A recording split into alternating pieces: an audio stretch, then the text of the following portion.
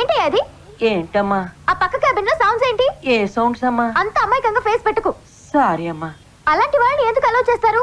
నీలాంటి వాళ్ళని ఎలా చేస్తే మిగులుతుంది తొక్క. నిన్నే అడిగేది. అలాంటి వాళ్లే కదా మేడం నెట్ లో గంటలు గంటలు కూర్చునేది. సింగిల్ గా వస్తే చెయ్యని అనిపిస్తుంది మరి.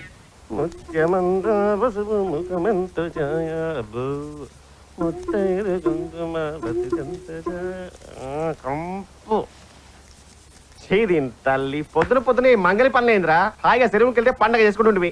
నీ దగ్గర చిల్లర ఉంటే చెప్పు, వెంటనే వెళ్ళిపోదాం. ఆ బొక్క కన్నా తొక్కే బెటర్. మరి కానీ పెడిక్యూర్ అయిపోయింది, నీకు బేస్ ఫేషియల్ అటువంటి ఏమైనా కావాలని చెప్పు మరి.